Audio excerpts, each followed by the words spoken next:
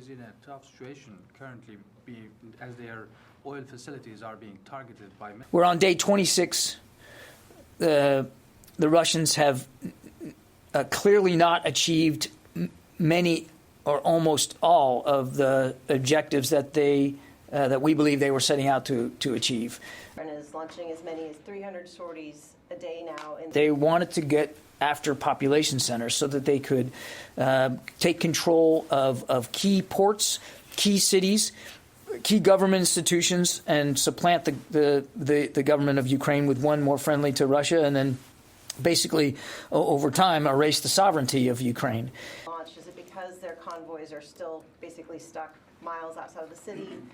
So I think what we're seeing here is the Russians have been flummoxed. They've been frustrated. They have failed to achieve a lot of their objectives on the ground. And because they are essentially still stalled outside Kyiv, outside Kharkiv, outside Chernihiv, and so many other places, that they are stepping up their, what we in the Pentagon here call long-range fires, bombardment from afar, whether that's cruise missiles, ballistic missiles, artillery fire.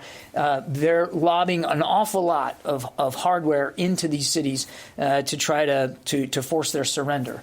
And it's increased over the last few days. And provide close air support, or is this sort of from a distance, even from out? And that's resulting in more civilian casualties, more damage to residential areas, hospitals, schools, and innocent victims at greater rates and at greater numbers. And in many ways, it's largely indiscriminate.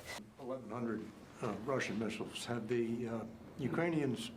The Ukrainians are very much defending Mariupol. The Russians have tried to encircle Mariupol, surrounding it both from the north and from the south or up the coast. And the bombardment of Mariupol, and again, I'm not telling you anything you guys haven't seen through your own sourcing, has intensified over recent days. They clearly want to take Mariupol. And if you just look at a map, Dan, you can understand why that is. It's a key port city there in the Sea of Azov. It's a link between the Donbass area and Crimea. And it could also be used if they want to squeeze off eastern Ukraine and to try to prevent Ukrainian armed forces from their own flexibility and maneuverability. You can see why Mariupol might be of interest. But the Ukrainians are defending it bravely and have been able to stymie the Russians' efforts to take it. The decision of the Ralph Johnson to go through the strait as provocative. Any response to them, sir? International. We still assess that the airspace over Ukraine is contested, that the Russians have not achieved air superiority. They still have significant surface-to-air missile coverage over much of Ukraine. That is true. A lot of that comes from systems that are outside the country. And I would say the Ukrainians have been extraordinarily effective at preventing the Russians from achieving air superiority by the agility and the nimble way in which they are marshaling their own air defense resources. And that includes everything from aircraft to surface air missile systems, both short range and long range.